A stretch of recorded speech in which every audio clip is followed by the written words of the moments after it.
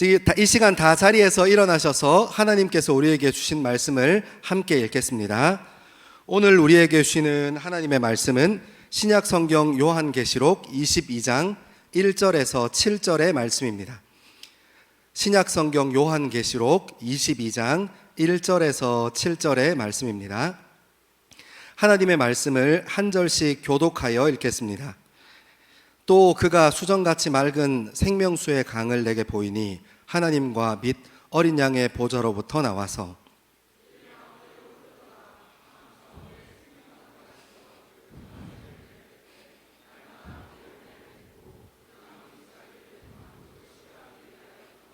다시 저주가 없으며 하나님과 그 어린 양의 보좌가 그 가운데 있으리니 그의 종들이 그를 섬기며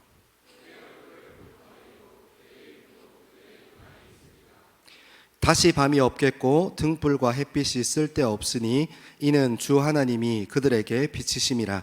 그들이 세세토록 왕노릇하리로다.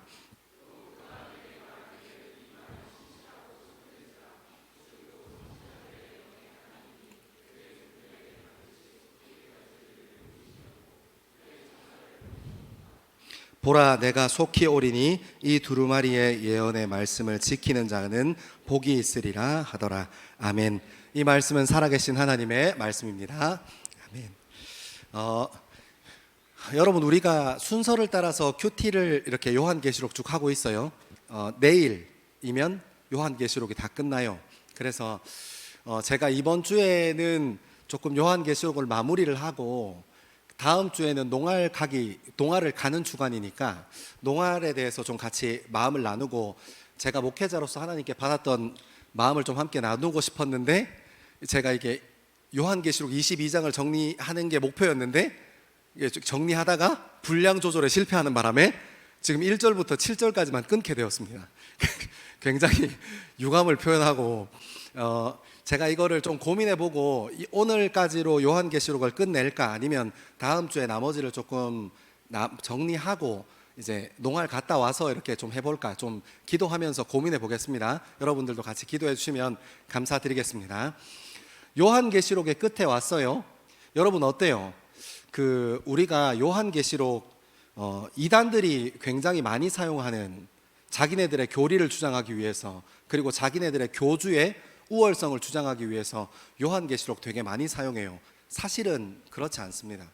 또 요한계시록을 가지고 굉장히 협박 아닌 종교적인 협박, 겁박 이런 무섭게 두렵게 합니다. 근데 사실 그렇지 않아요. 이 묵시문학은 그 안에 희망과 소망 그리고 새로운 생명력으로 가득합니다. 그래서 요한계시록을 읽을 때 가장 중요한 것, 그때도 하나님께서 말씀하셨고 그 말씀을 함께 읽는 우리도 같은 말씀을 듣는다. 진리의 말씀은 변함이 없어 하는 그 기준 하나의 말씀이 정말 진리지 하는 이 명제만 명확하다면 사실 우리는 요한계시록을 읽으면서 크게 벗어나지 않아요. 벗어날 이유도 없어요. 그리고 우리가 늘 함께하는 문학에 대한 이해, 그러니까 장르에 대한 이해, 그리고 편지에 대한 목적성과 방향성, 그리고 초대교회가 함께 누리고 나누었던 구약 성경에 대한 메시지만 놓치지 않는다면 우리는 사실 요한계시록을 읽으면서 하나도 두려워 떨 것도 없어요. 음모론자들의 음모에 빠질 것도 없고 그리고 임박한 종말론자들이 자기의 말로 홀이려고 하는 그런데 빠질 필요도 없습니다. 요한계시록 여러분들에게 좋은 시간이었으면 좋겠고 제가 요한계시록을 이렇게 쭉 예배하고 설교하면서 느꼈던 것은 늦지 않은 빠른 시일 내에 청년들이랑 같이 요한계시록에 대해서 한번 제가 중간에 설교하다가 중간중간에 말씀드렸잖아요. 사실 제가 요한계시록은 강의로 많이 해왔지 이렇게 이 본문을 가지고 설교를 해본 적은 거의 없어서 이번에 저한테도 되게 좋은 공부하는 시간이었는데 좀 이렇게 요한계시록만 따로 뜯어서 이렇게 클래스를 하나 만들어서 천천히 따라 읽어 내려가면서 이렇게 이단들이 뭐라고 하는지 그리고 성경은 뭐라고 하는지를 조금 이렇게 같이 대조해서 보면 좋겠다 하는 그런 생각 있습니다. 그래서 최대한 빠른 시일 내에 저희가 좀 고민해서 만들어 볼 테니까 함께 하면 좋겠습니다. 오늘 우리가 읽었던 말씀은 이제 요한계시록의 마지막 네 번째 환상의 끝부분입니다. 새로운 예루살렘에 대해서 이야기하고 있어요. 여러분 제가 왜 22장 1절부터 21절까지 전체를 한번 주의해 보려고 덤볐다가 왜 7절에서 끊었냐면 생각해 보니까 제 욕심보다 더 중요한 게 그 1차 독자들이 하나님의 말씀을 들을 때 어떻게 들었는가 하는 게 훨씬 더 중요한 문제잖아요. 그죠? 특별히 우리가 읽었던 부분 중에 1절부터 5절까지는 이 유대인들의 종말론관, 히브리인들의 종말론관, 우리 그리스도인들의 종말론과는 조금 다르지만 히브리인들의 종말론에 대한 생각과 철학이 굉장히 잘 드러나요. 그래서 이 부분을 한번 따로 다뤄보려고 하고, 그리고 우리가 7절까지 읽었던 것 중에 6절과 7절은 그 성경책에 보면 표제어로 빨간색으로 주 예수여 오시옵소서 하는 표현이 있어요.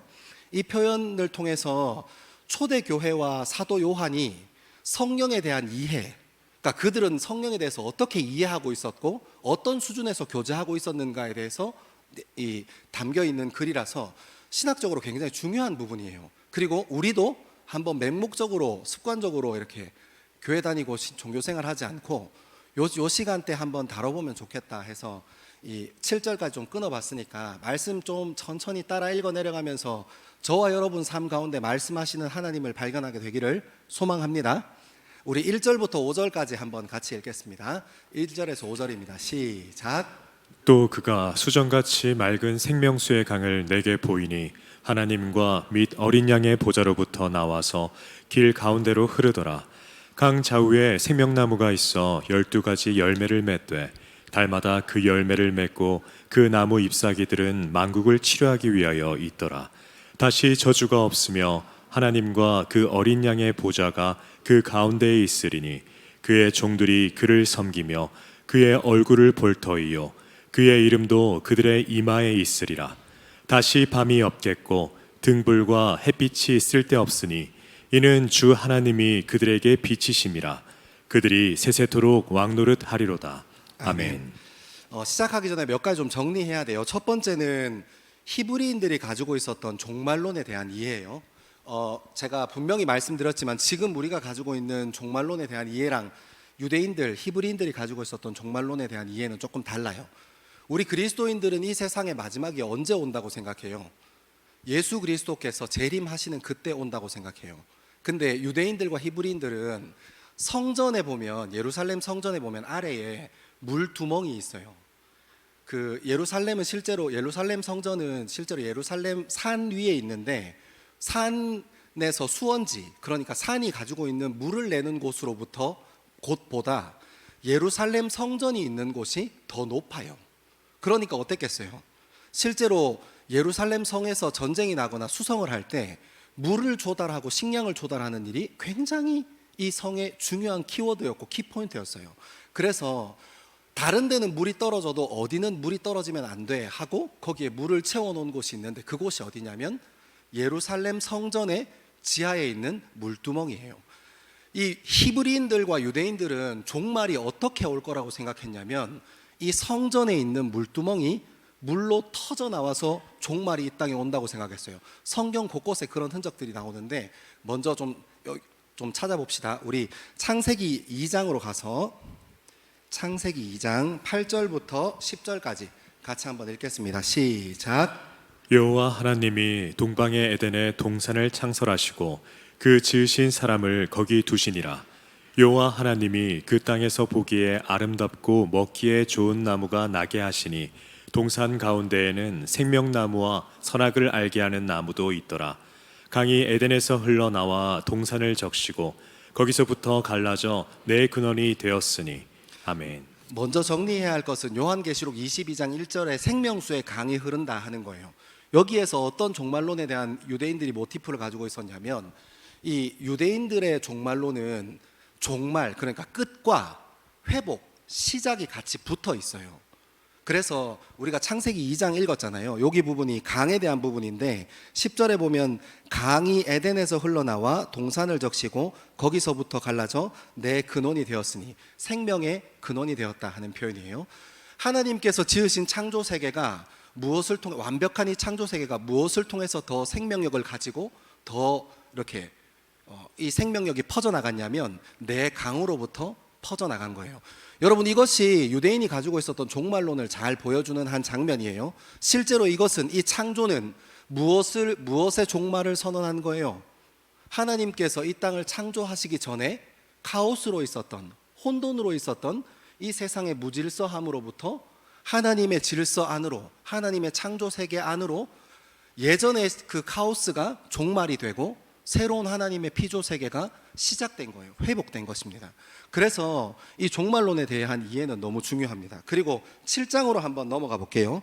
7장 11절 12절입니다. 11절 12절 같이 한번 읽겠습니다. 시작. 노아가 600세 되던 해 둘째 달 곧 그 달 11의 날이라. 그날에 큰 기품의 샘물이 터지며 하늘의 창문들이 열려 40주야를 비가 땅에 쏟아졌더라. 아멘. 여러분, 이것은 노아의 심판, 하나님께서 노아 때 심판하셨던 내용이에요. 이것도 유대인들, 히브리인들이 가지고 있는 종말론을 아주 잘 이미지로 설명하고 있어요. 무엇이 끝나는 거예요? 그 전, 노아 이전 세대, 하나님께서 진노하시고 후회하셨던 이전 세대가 끝나는 거예요. 그리고 무엇이 시작되는 거예요? 노아의 가정으로부터 새로운 믿음의 세대가 시작되는 겁니다. 근데 우리가 좀 주목해서 보아야 할 것이 11절에 이런 표현이 있어요. 그날에 깊은 샘들이 터지며 하늘의 창문들이 열려 40주야를 비가 땅에 쏟아졌더라. 여러분, 현대인도 그렇고 고대인도 그렇고 글쓰기 할 때, 지금 뭐 신문 사설이나 아니면 우리가 글쓰기를 할 때 글 쓰는 순서를 정할 때 어떤 순서를 가지고 정하냐면, 중요한 사건, 중요한 인물을 먼저 적는 것이, 그것이 고대인들뿐만 아니라 현대인들도 그런 관습을, 그런 글쓰기 습관을 가지고 있어요. 근데 여러분, 11절을 이렇게 좀 자세히 보면 이 땅에 40일 동안 노아의 홍수가 있는 일이 있었는데 그 원인을 두 개로 적어놨어요. 첫 번째는 땅 안에 있었던 깊은 큰 샘들이 터졌다 표현해요. 두 번째는 하늘의 창문이 열려 그곳으로부터 비를 왔다. 여러분, 무엇이 더 앞서 있어요? 큰 샘이 터진 게 앞서 있어요.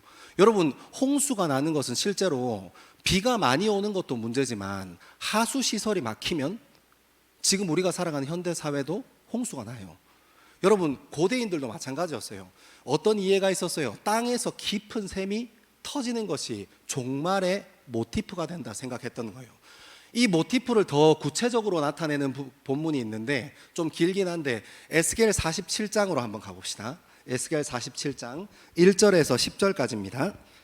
같이 한번 읽어볼게요. 시작. 그가 나를 데리고 성전문에 이르시니 성전의 앞면이 동쪽을 향하였는데 그 문지방 밑에서 물이 나와 동쪽으로 흐르다가 성전 오른쪽 제단 남쪽으로 흘러내리더라. 그가 또 나를 데리고 북문으로 나가서 바깥길로 꺾여 동쪽을 향한 바깥문에 이르시기로 본즉 물이 그 오른쪽에서 스며 나오더라.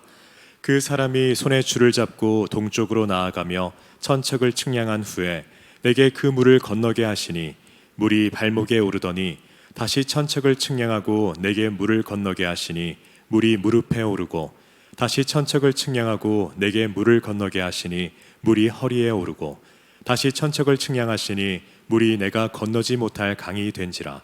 그 물이 가득하여 헤엄칠 만한 물이요 사람이 능히 건너지 못할 강이더라. 그가 내게 이르시되 인자야 내가 이것을 보았느냐 하시고 나를 인도하여 강가로 돌아가게 하시기로 내가 돌아가니 강 좌우편에 나무가 심이 많더라. 그가 내게 이르시되 이 물이 동쪽으로 향하여 흘러 아라바로 내려가서 바다에 이르리니 이 흘러내리는 물로 그 바다의 물이 되살아나리라. 이 강물이 이르는 곳마다 번성하는 모든 생물이 살고 또 고기가 심이 많으리니 이 물이 흘러들어가므로 바닷물이 되살아나겠고 이 강에 이르는 각처에 모든 것이 살 것이며 또 이 강가에 어부가 설 것이니 엔게디에서부터 에네글라임까지 그물 치는 곳이 될 것이라. 그 고기가 각기 종류를 따라 큰 바다의 고기같이 심이 많으려니와. 아멘. 여러분, 에스겔이 환상을 봅니다. 어떤 환상을 봐요? 바벨론의 식민지로 살고 있었을 때 하나님께서 이스라엘을 어떻게, 유대인들을, 구약의 이스라엘 백성들을 어떻게 회복하시는가에 대해서 얘기합니다. 시작이 성전 동문으로부터 물이 흘러나와 문 지방으로 물이 이렇게 흘러나오는 거예요. 무엇을 알고 있었어요? 이 에스겔도 유대인들과 히브리인들이 가지고 있었던 종말론적 사고, 그러니까 예루살렘 안에 있는 성전 물두멍에서 물이 터져 나와서 이 땅에 종말이 임할 것을 알고 있었어요. 근데 에스겔도 무엇과 갖다 붙여놨어요? 이 끝을, 그러니까 바벨론의 폭력성의 끝, 바벨론의 이 지배의 끝, 그리고 그 강대한 군사를 일으켜서 정치적으로 군사적으로 그 땅의 패권 국가로 살고 있었던 바벨론의 힘의 끝을 무엇과 맞닿아놨어요? 우리가 10절까지 쭉 읽었는데 그 이유가 뭐냐면, 강이 먼저 길을 내고 그 길을 따라 과일들을 이게 품은 열매들이 맺고, 그리고 무릎 깊어지고 허리만큼 깊어지고 그 다음에는 헤엄칠 수 없을 만큼 깊어진 그 물에 무엇이 살아요? 새로운 생명인 물고기가 그 자리에 살아요. 여러분, 유대인들은 이렇게, 히브리인들은 종말론을 종말과 그리고 새로운 시작을 같이 묶어서 함께 봐요. 근데 여러분, 이 모티브가 어디에도 살아있냐면 우리가 읽었던 요한계시록 22장 1절과 2절에 보면 똑같이 나와요. 우리 한 번만 1절과 2절만 한 번 더 같이 읽어볼까요? 요한계시록 22장 1절 2절입니다. 시작. 맑은 생명수의 강을 내게 보이니 하나님과 및 어린 양의 보좌로부터 나와서 길 가운데로 흐르더라. 강 좌우에 생명나무가 있어 12가지 열매를 맺되 달마다 그 열매를 맺고 그 나무 잎사귀들은 만국을 치료하기 위하여 있더라. 아멘. 여러분 보이죠? 똑같이 사도 요한도 똑같은 종말에 대한 모티프에 대해서 얘기해요. 그리고 여기서 무엇이 중요하냐면 1절에 보면 생수의 강을 내게 보이니 하나님과 어린 양과 보좌로부터 그 물이 나왔다. 이제 그 물 때문에 어떻게 된다는 거예요? 온 땅이 생명수로 다 덮이게 될 것이고, 이 땅은 우리가 살아가는 지금 이 시대는 끝이 난다 하는 것으로 얘기해요. 그리고 이 물을 이 이미지화되어 있는 물을 이 사도 요한은 무엇으로 마침표를 찍냐면 마라라타 주 예수여 오시옵소서 표현합니다. 여기 있는 부분을 어디 가서 찾을 수 있냐면, 사도 요한은 굉장히 이것을 의도적으로, 그러니까 유대인들과 히브리인들이 가지고 있었던 종말에 대한, 이 물에 대한 모든 것을 마무리 짓고 모든 것을 새롭게 하는 이 물의 이미지를 예수 그리스도, 생명 되신 예수 그리스도와 이렇게 딱 맞닿아 놓은 것을 요한계시록에서만 얘기하는 게 아니에요. 요한복음에도 이런 부분이 똑같이 나오는데, 요한복음 7장 같이 한번 가보겠습니다. 요한복음 7장 37절에서 39절까지입니다. 같이 한번 읽겠습니다. 시작. 명절 끝날 곧 큰 날에 예수께서 서서 외쳐 이르시되 누구든지 목마르거든 내게로 와서 마시라. 나를 믿는 자는 성경의 이름과 같이 그 배에서 생수의 강이 흘러나오리라 하시니, 이는 그를 믿는 자들이 받을 성령을 가리켜 말씀하신 것이라. 예수께서 아직 영광을 받지 않으셨으므로 성령이 아직 그들에게 계시지 아니하시더라. 아멘. 여러분, 사도 요한은 처음부터 이 작업을 계속 요한복음 때부터 하고 있었던 거예요. 하나님께서 말씀하신 그 종말이 생명의 강물이신 예수 그리스도가 된다는 거예요. 그러니까 여러분, 이 말씀은 똑같이 사도 요한의 어떤 신학과 철학, 그리고 하나님의 말씀에 가지고 있는 이 구원론으로 인해서 우리 삶 가운데도 똑같이 적용돼요. 우리가 예수 그리스도를 만나면 어떻게 돼요? 우리 안에서 1차적인 종말이 일어나요. 우리가 뭐 생물학적으로 의학적으로 죽었다 살아났다 이런 얘기를 하는 게 아니라, 옛사람에게 성령 하나님이 부어지기 시작하면, 그리고 그리스도의 십자가 앞에서 우리의 삶을 돌이키고 우리는 죽고 예수로 산다 고백하면 무엇이 일어나는 거예요? 옛사람 된 나는 죽고 새 사람 된 하나님이 우리 삶을 인도하시겠다고 얘기하시는 거예요. 여러분, 이 표현이 요한계시록 1장 1절에서 5절까지 어떤 표현으로 남아있냐면, 하나님과 어린 양의 보좌로부터 물이 나왔는데 그 길을 따라서 생명이 피어나기 시작하는 것을 우리가 요한계시록에서 똑같이 볼 수 있어요. 여러분 너무 힘들어하지 마세요. 이제 다 했어요. 여러분 제 설교의 굉장히 중요한 포인트는 설교 주예요. 여러분들이 이게 오늘은 조금 강의처럼 어려울 수도 있겠다 생각은 했는데, 그래도 여러분 이거 알아야 나중에 딴소리 하는데 미혹이 안 돼요. 뭐 미혹교리 이런 데 가가지고 엉뚱한 소리 하고 그러면 안 돼. 아무튼 여기까지 잘 왔어요. 조금 하나 더 있었는데 하나는 빼도록 하겠습니다. 강이 흘러가는 곳에, 그 어린 양으로부터 임하는 강이 흘러가는 곳에, 그러니까 성령이 임한 곳에, 예수 그리스도께서 재림하시는 그곳에, 예수 그리스도께서 함께 하시는 그곳에 생명이 있다고 사도 요한은 얘기하는 거예요. 여러분 이거 너무너무 중요합니다. 여러분, 우리는 신앙생활을 하면서 하나님께서 말씀하시는, 하나님께서 먼저 강을, 생명수를 내시면 그 주변으로 따라가서 생명들이 자라나는 것을 보려고 하지 않고 어때요? 우리 인생을 우리가 계획하고 우리가 정하고 싶어요.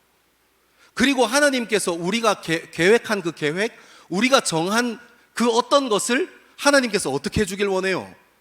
이루어 주길 원해요. 그래서 우리가 밤낮 병 낫게 해주십시오, 취직하게 해주십시오, 이거 합격하게 해주십시오, 쟤랑 결혼하게 해주십시오, 맨날 이러고 있는 거예요. 여러분, 이것을 신학적으로 뭐라고 얘기하냐면 기복주의라고 얘기해요. 여러분, 이거 잘 걸러서 잘 들어야 돼요. 기복주의는 우리 기독교 신앙 안에 있어요. 일부분이에요. 기복주의 전체가 잘못됐다고 얘기하면 그것도 문제가 있는 거예요. 하나님께서 하나님 앞에 구했던 사람들에게 하나님께서 허락하신 것들이 있거든요. 간구하고 구했던 것들을 하나님께서 주신 것들이 있거든요. 그럼에도 불구하고 그것은 우리 기독교가 가지고 있는 주류 신학이 될 수는 없어요.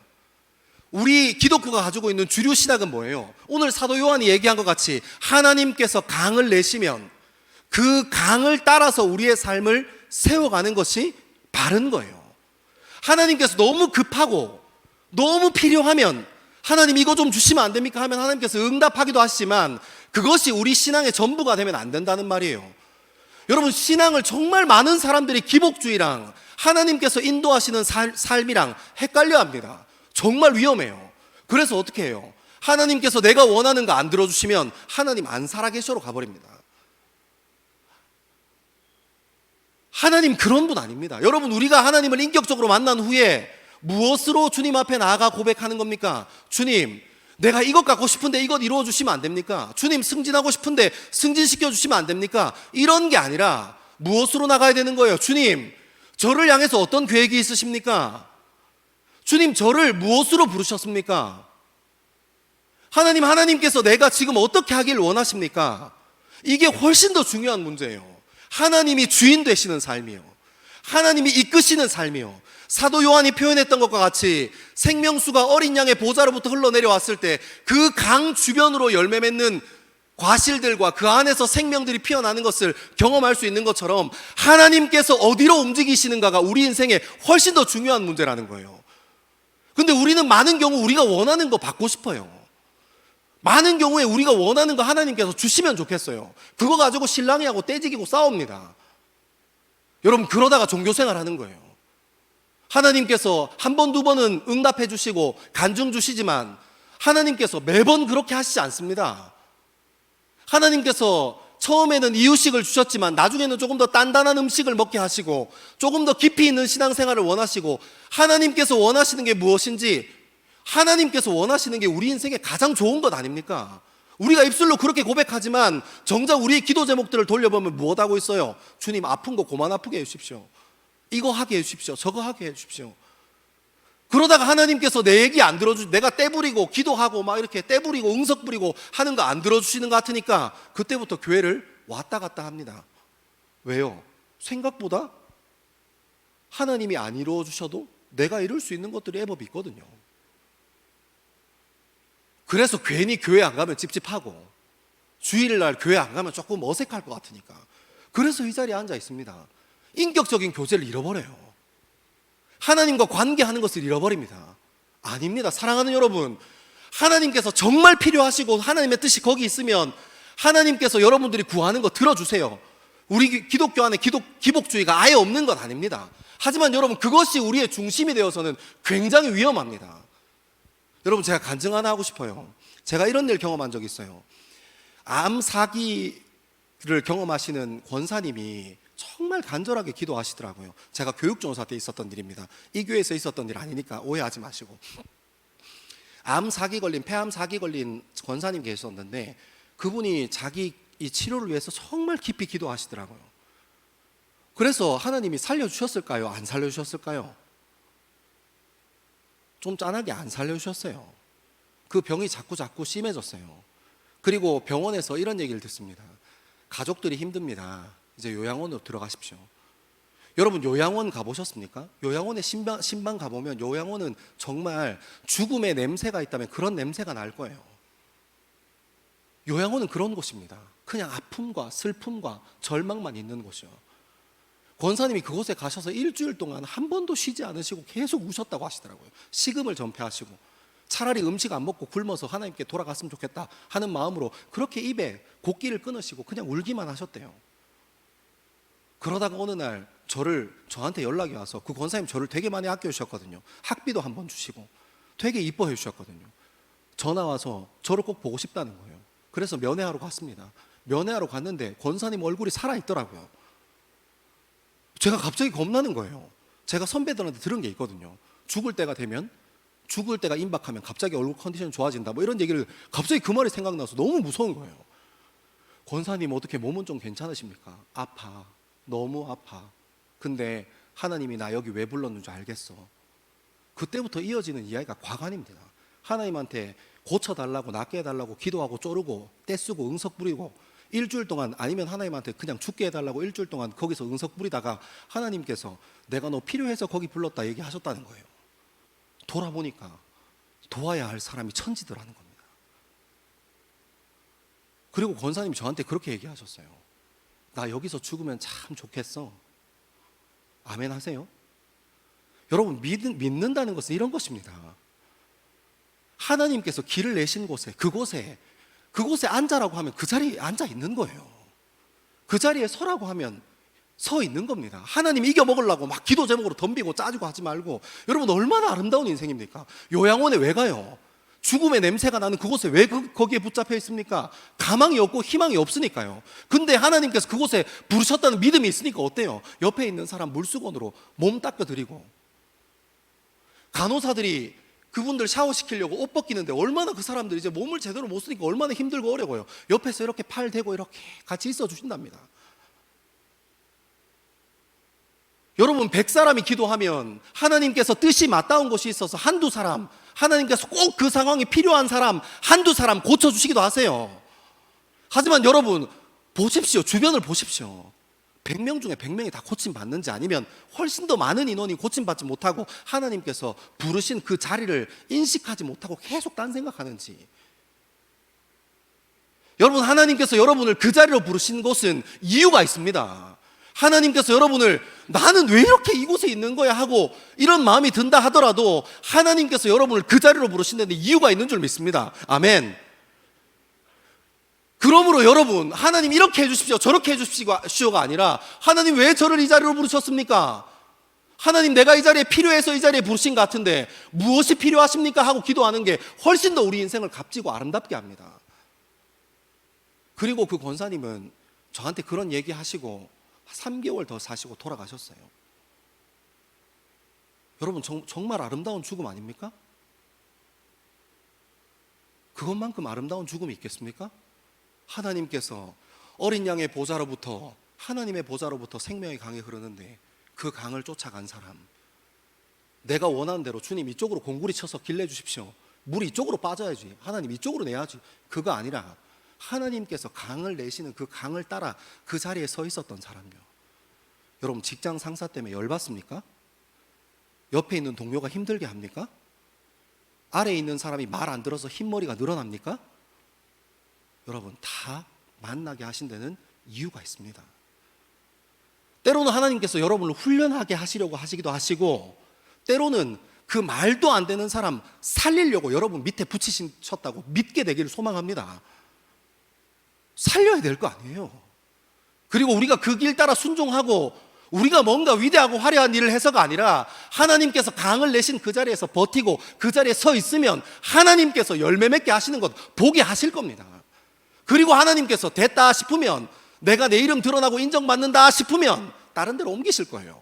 우리 주님이 또 혼자 빛나야 되거든. 뭔지 알죠? 하나님 좀 이룰만 하면 뭔가 이제 내가 좀 따먹어야겠다 싶으면 하나님이 또 자리를 옮겨요.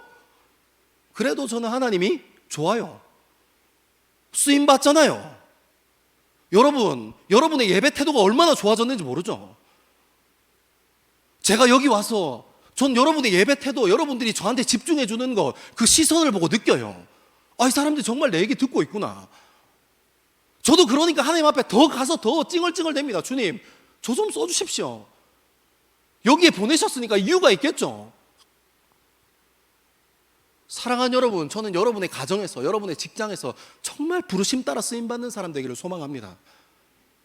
두고 봐요. 그 자리에서 버티는 사람이 이기는지, 아니면 힘들어서 홀딱홀딱 인생을 옮기면서 사는 사람이 성공하는지 10년 뒤에 보십시오. 아니, 이미 경험하고 있는 사람도 있을걸요. 하나님께서 우리 인생에 길을 내실 겁니다. 그 자리에 하나님께서 그 길 따라가면 생명이 있고 과실이 피고 다시는 밤이 없겠다 고백합니다. 하나님이 하실 겁니다. 우리는 무엇하는 거예요? 주님께서 길 내시면 그 길과 함께 따라가는 것으로 충만한 우리의 젊음 되어지기를 소망합니다. 여러분, 제가 이 얘기는 잔소리처럼 하는 건데 꼭 해야 되겠어서 하는 거예요. 여러분, 나중에 결혼하시면 사랑해서 결혼했지만 늘 사랑하는 마음 지키지 못해요. 그때 기억하십시오. 그때 다른 사람들이 자꾸 커 보여. 그때 옆에 있는 이성이 되게 매력적으로 보여. 아니, 하나님께서 그 사람에게 붙여주신 데는 이유가 있습니다. 단점을 찾고 망할 것만 찾으면 숫자로 세면 한도 끝도 없어요. 하나님께서 마음 주셔서 기도해보고 그 사람 만났으면 끝까지 그 사람 옆에 하나님께서 떨어져라고 얘기하기 전까지 지키십시오. 여러분, 자녀를 키울 때도 마찬가지입니다.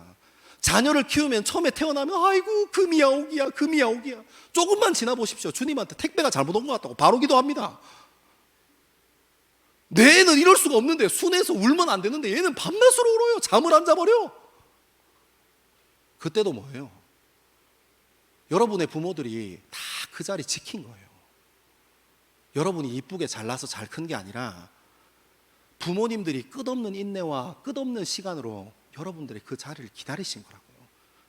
그래서 어떻게 했어요? 결국 부모님들은 생명을 세워내고 마세요.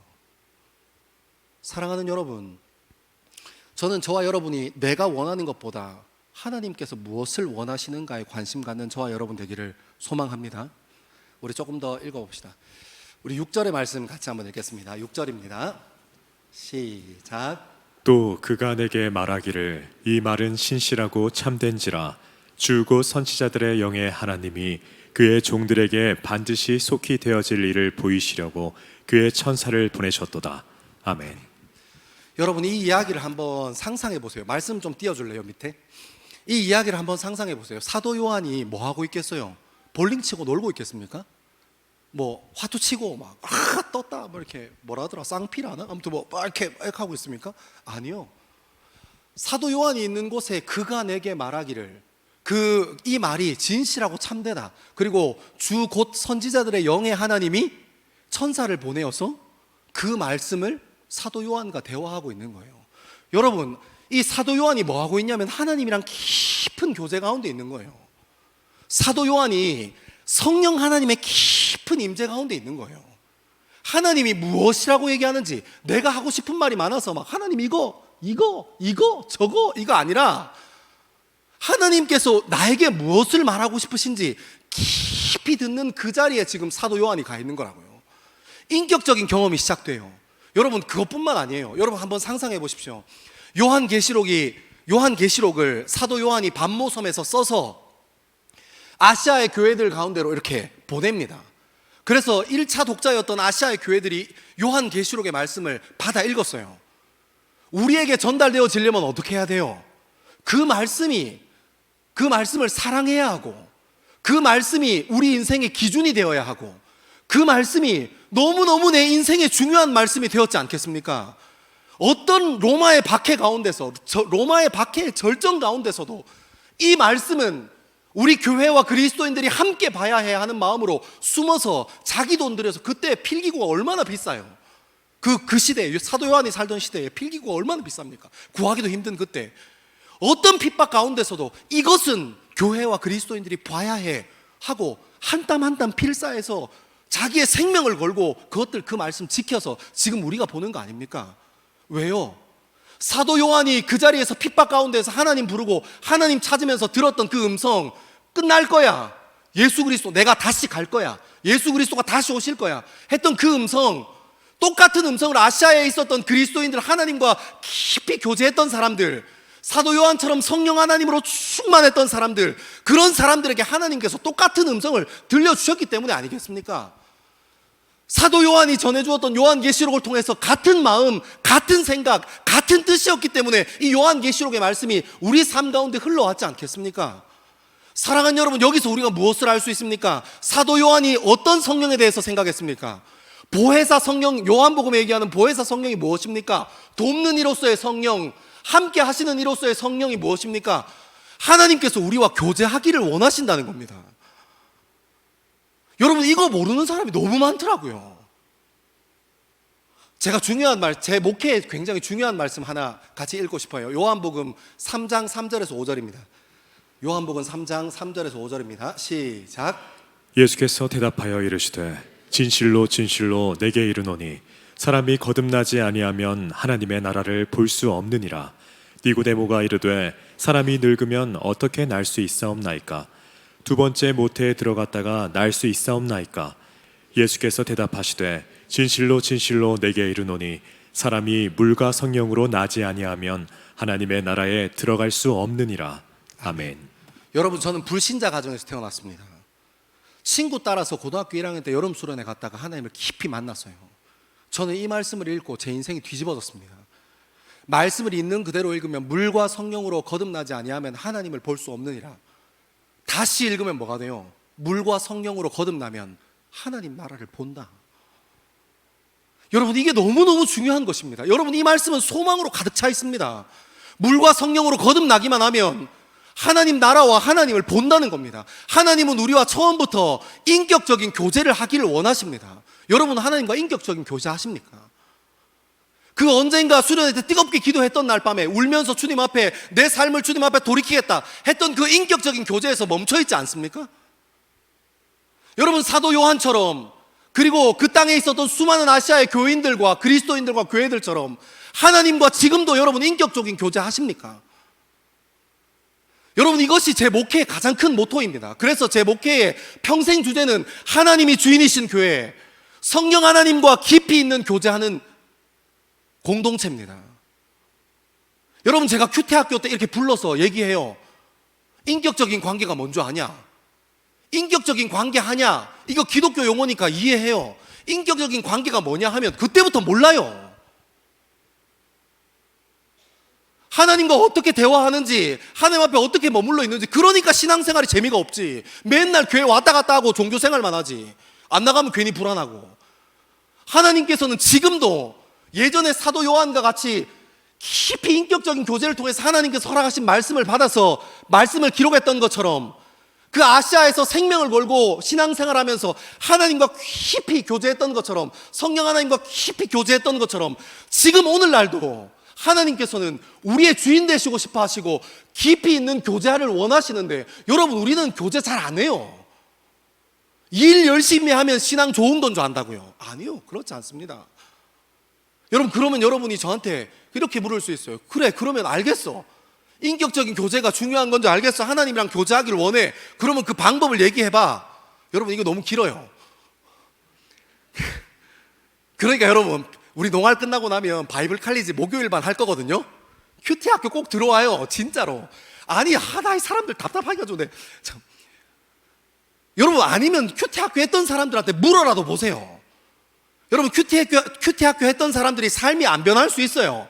오케이. 근데 물어보세요. 큐티 학교에서 배웠던 대로 하고 있냐? 살고 있냐? 물어보세요. 아니라고 할 거예요. 하지만 여러분, 중요한 것은 우리가 머리를 열어주는 게 중요해요. 모른다니까. 제가 8주 동안 아주 막 하루에 2시간씩 막 머리에 이렇게 집어 넣어줍니다. 아주 그냥. 한번 와보세요. 여러분, 인격적인 교제에 욕심나지 않으세요? 하나님과 깊이 교제하는 거 욕심나지 않으세요? 여러분, 언제까지나 이 큐티 하면서 투두리스트 받고 하나님께서 이거 해라 이런 거 정도 받는 수준에서 머물러 있지 않냐는 거예요. 말을 알아들어야지.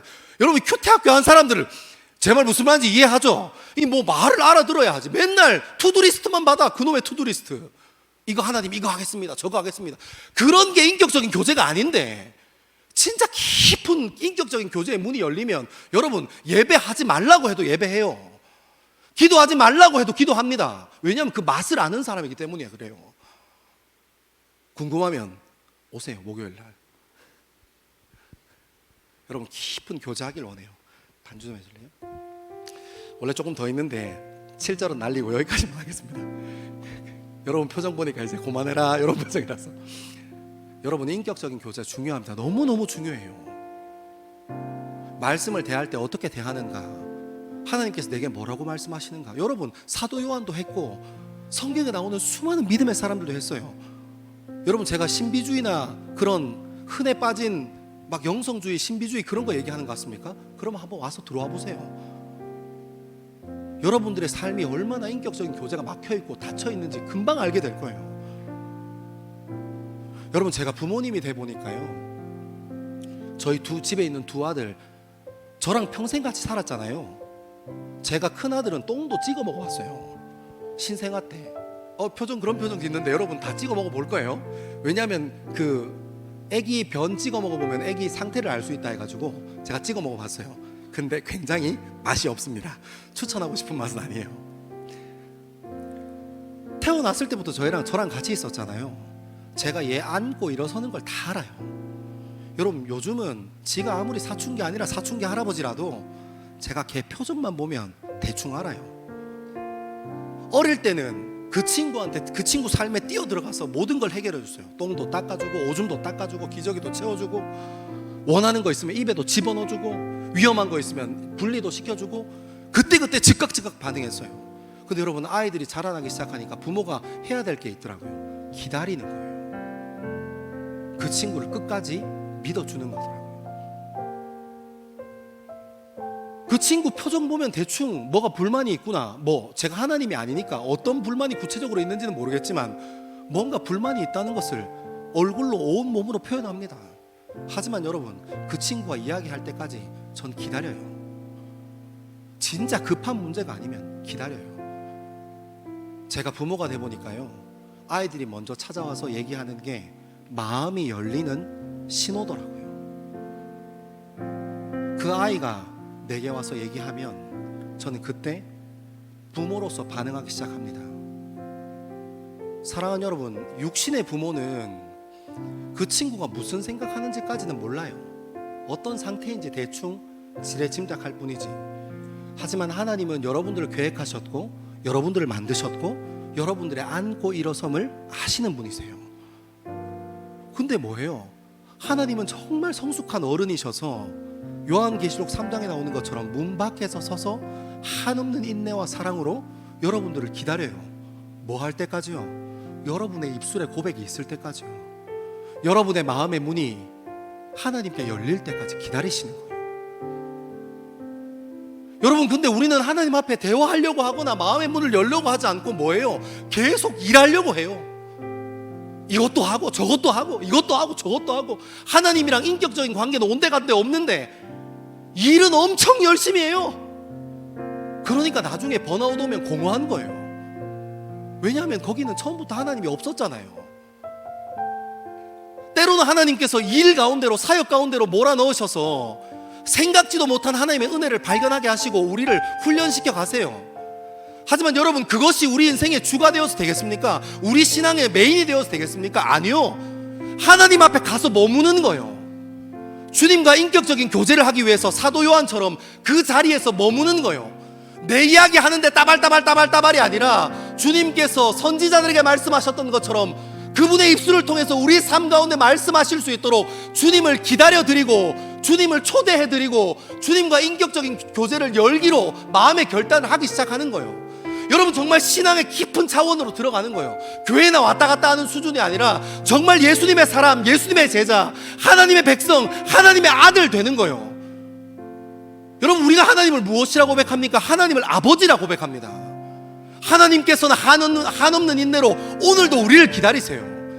사랑하는 여러분, 오늘 이 시간 같이 찬양하고 기도할 건데 여러분의 마음의 문이 열리기를 소망합니다. 막 옆에 있는 사람 뜨겁게 기도할 때 눈치 주고 쳐다보고 하지 말고 여러분의 마음의 문을 열고 정말 전심으로 주님 앞에 한번 쏟아져 보세요.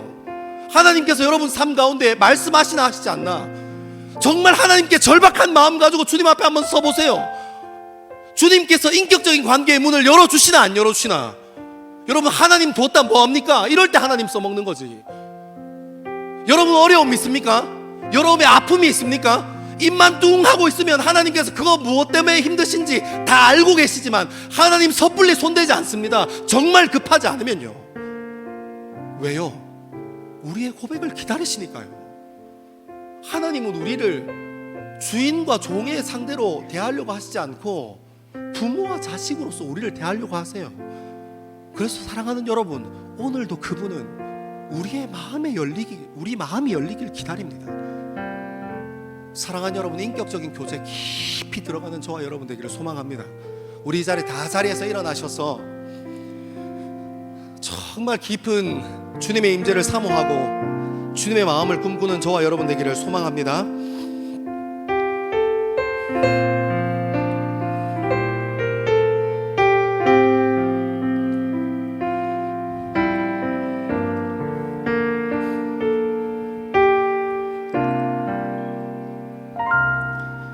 주의 자녀로 산다는 것은 불 가운데로 걸어가는 것, 그 속에서 신실하게 날 지키시는 그 손길을 경험하는 것. 주의 자녀로 산다는 것은, 주의 자녀로 산다는 것은 바다 위로 걸어가는 것, 온몸을 저는 폭풍 속에서 잠잠히 주나오는 것, 내 얼굴 가운데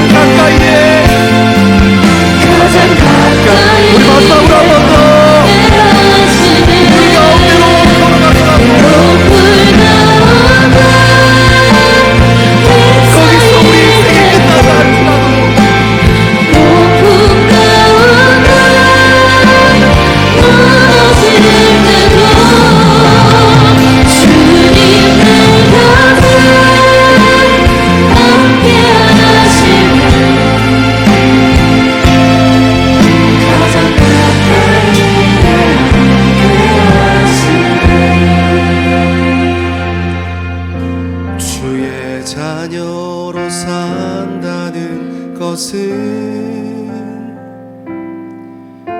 불 가운데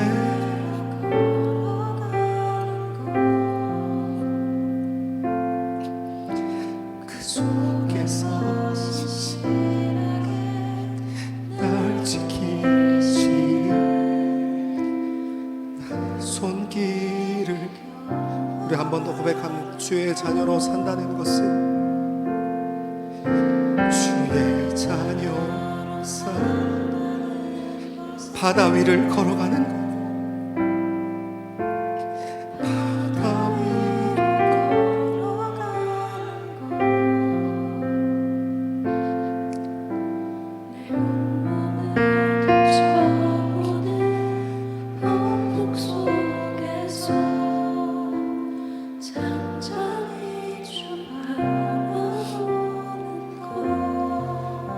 사랑하는 여러분, 오늘 계시록에 나왔던 사도 요한의 고백처럼 그 강가가 우리가 보기에 모자라 보이고 그곳에 가면 안 될 것 같아도, 오늘 우리가 결단성을 통해 함께 고백했던 것 같이 하나님께서 우리를 불 가운데로 인도하시는데 불을 끄지 않으시면 하나님께서 우리를 불 가운데로 걸어가실 능력을 주셨음을 알게 하시는 것임을 바라보게 되기를 소망합니다. 하나님께서 때로 우리의 젊음과 우리의 인생을 바다 가운데로 내모는 것 같으면, 하나님께서 그 물을 갈라 맨 땅을 걷게 하시지 아니하신다면 그 물 위로 걸어갈 수 있도록 능력 주시는 분이심을 믿게 되기를 소망합니다. 우리가 오늘 이 시간 주님 앞에 마음을 드리며 기도하기 시작합시다. 살아계셔서 우리 삶 가운데 역사하시는 아버지 하나님, 오늘 이 시간 주님과 깊이 있는 교제하고 인격적인 교제를 세워가기를 소망합니다. 내가 아버지 앞에 내 삶을 내어드리기를 소망합니다. 하나님, 당신이 나의 기도 제목이 되어지기를 소망합니다. 주님, 이 시간 주님을 깊이 경험하기를 소망합니다. 하나님, 우리의 마음을 열어 주님 앞에 나아가오니, 우리의 입술을 열어 주님 바라보기를 소망하오니, 주님 우리를 받아 주시옵소서. 우리 이 시간 주님 세 번 외치고 함께 기도합니다. 주여, 주여, 주여. 아버지 하나님, 아버지 하나님, 우리의 삶을 붙잡아 주옵소서. 주님, 주님, 우리의 삶을 붙잡아 주옵소서. 하나님, 하나님, 우리의 뜻을 이루는 일에 주님 사용하지 아니하고 하나님의 뜻을 이루어가는 일에 우리의 삶을 내어드릴 수 있도록 아버지 하나님, 아버지 하나님, 우리의 삶을 인도하여 주옵소서. 주님, 주님, 이 시간 우리의 마음을 열고 우리의 입술을 열어 주님 앞에 찾고 주님의 이름을 부르짖게 하시고 하나님과 깊이 있는 만남을 소망하며 주님 앞에 걸어가게 우리 될 수 있게 주님 인도하여 주옵소서. 하나님, 하나님, 모든 죄된 번쩍은 죽어지고 새롭게 거듭난 우리의 인생을 주님께서 인도하여 주옵시고, 여전히 살아서 우리의 삶을 인도하신 아버지 하나님께서, 하나님, 이 시간 우리와 함께 교제하시기 원하신 하나님께서 우리와 함께하여 주시기를 간절히 바라고 소망합니다. 주님, 우리의 삶을 인도하여 주옵소서. 주님, 우리의 삶을 인도하여 주옵소서. 주님, 주님, 인격적인 교제의 문이 열리길 소망합니다. 하나님, 하나님, 우리 입술이 열리고 주님 바라보는 우리 인생이 주님 앞에 세워지게 되길 소망합니다. 주여,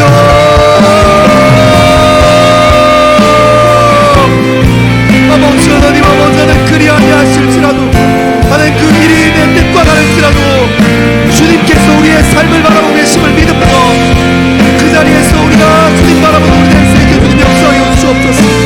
하나님께서 단 한 번도 우리를 놓치지 아니하시고 지금도 여전히 살아계셔서 역사하시는 아버지 하나님,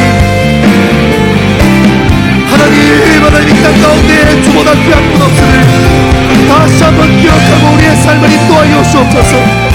주님, 주님, 주님, 주님, 주님과 경험하고 주님과 함께하고 주님 앞에 붙들린 우리 될 수 있게 주님 역사하여 주옵소서. 주여,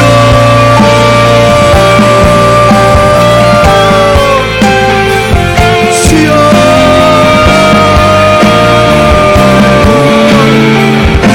하나님, 하나님, 이것이 우리의 전부 될 수 있도록 아버지 하나님, 우리의 삶을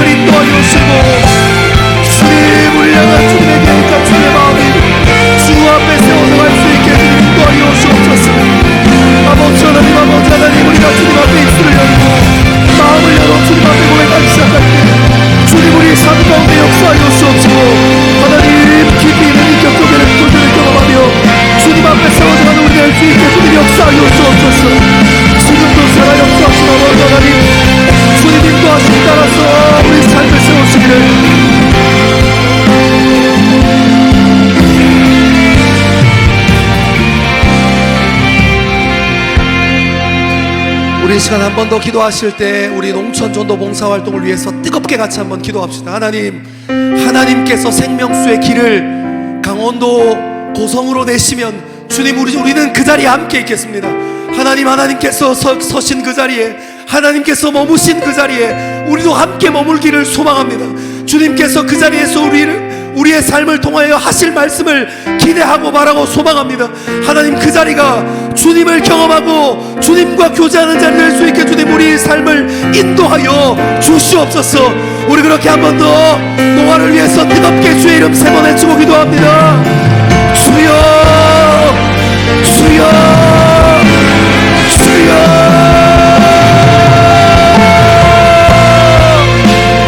아버지 하나님, 우리를 그 자리로 부르셨습니다. 주님, 우리와 함께하기 원하십니다. 아버지 하나님께서 주님, 우리를 그 자리로 부르시니 감사합니다. 주님 앞에 설 수 있게 주님, 우리를 인도하여 주옵소서.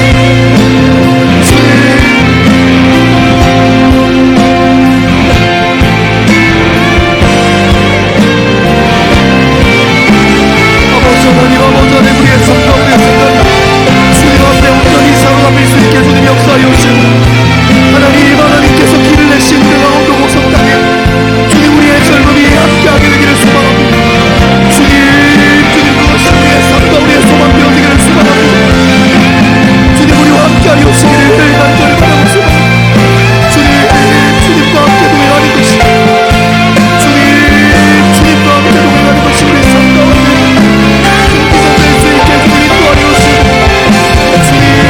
우리가 바라고 우리가 소망하는 것이 주님 앞에 만약에 세워나갈 수 있도록 될 수 있도록 하나님, 그 땅 가운데 하나님께서 원하시는 사람으로 하나님께서 원하시는 교회를 세워가는 일에 부족함 없도록 우리를 사용하여 주시기를 간절히 바라고 소망합니다. 하나님, 우리는 잠시 머물다 다시 돌아오리라. 주님 앞에 부르님 받으시고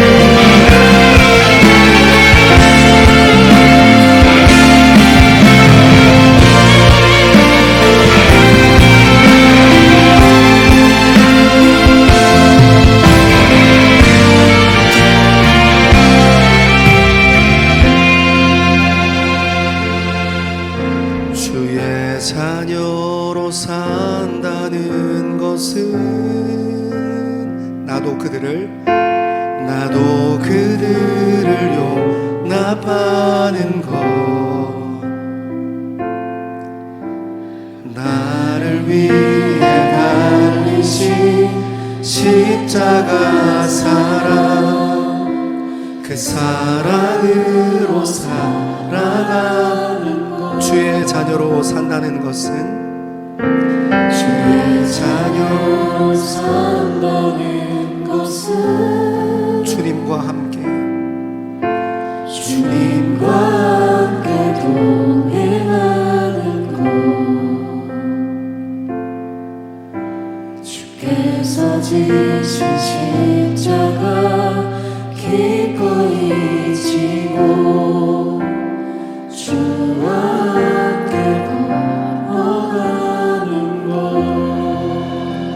우리 시간 깊은 기도의 자리로 같이 한번 나아가기를 소망합니다. 성령 하나님을 의지하고 우리와 교제하기 원하시고 한없는 인내와 시간으로 우리를 위하여 버티시고 기다리시는 그 하나님께 말 걸고 함께 교제하는 시간 되어지기를 소망합니다. 주님과 깊은 교제의 자리로 들어가기를 원합니다. 하나님께서 내 인생의 가장 친한 친구, 하나님께서 하나뿐인 내 아버지임을 인정하고 주님 앞에 고백합니다. 우리 그렇게 성령 하나님의 인도하심을 구하시면서 우리 마지막으로 깊은 기도의 자리로 함께 나아가겠습니다. 기도하겠습니다.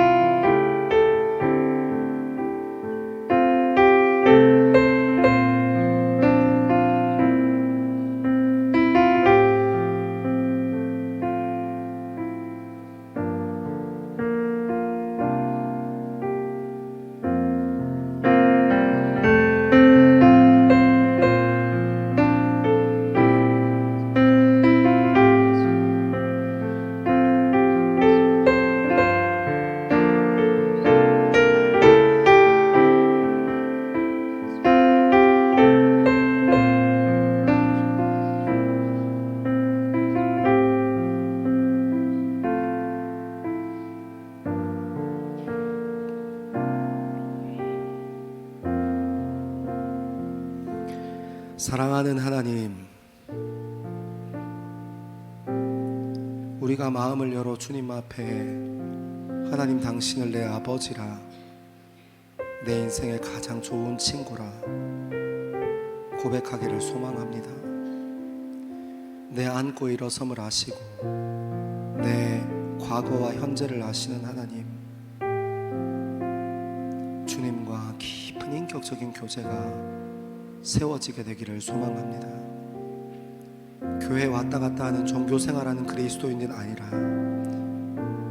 하나님의 아름다움을 알고 하나님을 깊이 사랑하는, 아니 사랑한다 고백하는 믿음의 그리스도인들 되기를 소망합니다. 주님, 우리와 함께하여 주시옵소서.